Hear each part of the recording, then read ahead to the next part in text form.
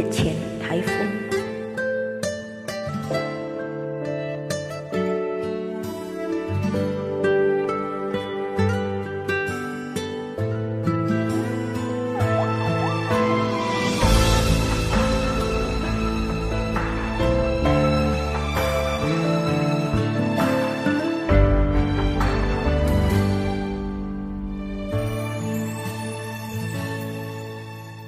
日前台風打電來，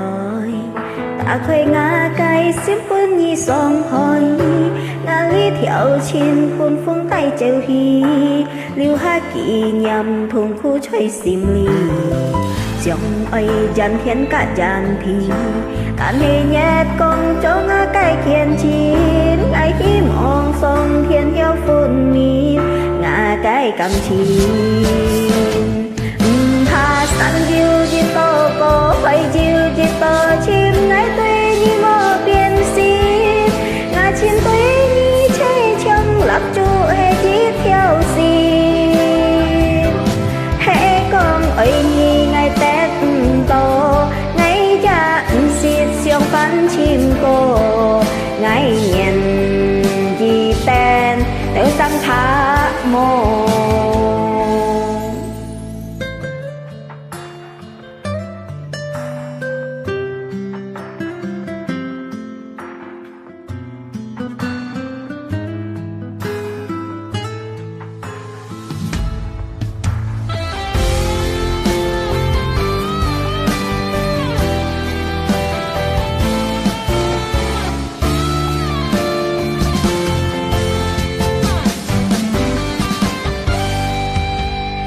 Dòng ấy dàn thiên cả dàn thì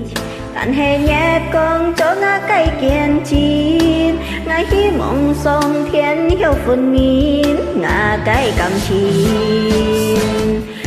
hà san chiêu di tô cô hỏi chiêu di thô chim ngài tuy như mơ biên sim ngã cây chín tuy như chế trong lạp chủ hết đi theo sim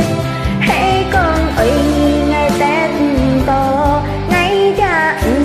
trong phán chim cô ngày nhàn dịp tên tớ sang phá mô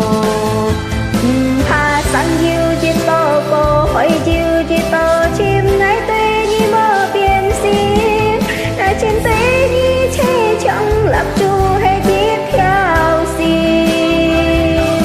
hãy con ấy như ngày tết đồ giá hay khổ nên phân diễm mang to thà khu ngài lời tên kỳ cô hay con ngài ơi nhi tết to ngài chẳng xịt trong phám trên cô ngài nhàn gì tên theo sang phá mô. Thank you.